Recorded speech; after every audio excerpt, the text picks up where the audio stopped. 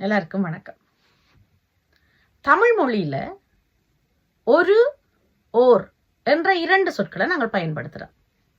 ஒரு சிற்றுந்து, ஒரு மாட்டு வண்டில், ஓர் ஆடு என்றெல்லாம் நாங்கள் சொல்றோம். ஆனால் ஒரு என்ற சொல் எதற்கு பயன்படுத்த வேண்டும், ஓர் என்ற சொல் எதற்கு பயன்படுத்த வேண்டும் என்று தெரியாமல் குழம்பி போய் இருக்கிறோம். ஓர் என்றாலும் ஒரு என்றாலும் ஒன்றுதானே, பிறகு எதற்கு இரண்டையும் நாங்கள் பயன்படுத்த வேண்டும் என்ற கேள்வியும் உங்களுக்கு எழலாம்.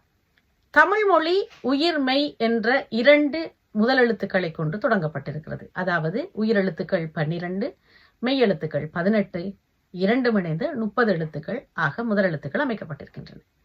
இதுல உயிரெழுத்துக்கள்ல ஆரம்பிக்கப்படுற சொற்களுக்கு முன் அது ஒன்று என்று குறிப்பிடுவதற்கு ஓர் என்று சொல்ல வேண்டும்.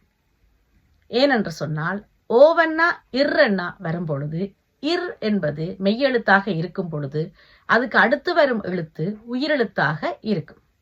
ஆகவே ஆடு, அகம், அரிசி, இலை, ஈ, உரல் இப்படியான சொற்களுக்கு முன் ஓர் என்ற சொல்லை பயன்படுத்த வேண்டும். ஓர் இலை, ஓர் ஊர் என்று சொல்ல வேண்டும். இதுவே மெய்யெழுத்துக்களில் தொடங்கும் சொற்களாக இருக்கும் பொழுது ஒரு என்று போட வேண்டும். ஒரு என்று சொல்லும் பொழுது ஓ என்ற எழுத்தும் இர் சக உ என்ற எழுத்தும் இணையுது. ஒரு டூக்கு இர் சக உ வருது. உயிரெழுத்துக்கு பின் மெய்யெழுத்து வர வேண்டும் என்பதால் மெய்யெழுத்துக்களில் இருக்கும் சொற்களுக்கு முன் ஒரு என்று போட வேண்டும்.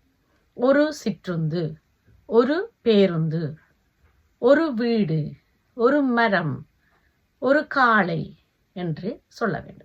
இப்பொழுது நீங்கள் ஓர் என்ற சொல் எதற்கு முன்னும் ஒரு என்ற சொல் எதற்கு முன்னும் பயன்படுத்த வேண்டும் என்று புரிந்திருப்பீர்கள் என்ற நம்பிக்கையோடு உங்களிடமிருந்து விடைபெறுகிறேன். உங்கள் பிரியாளவன்.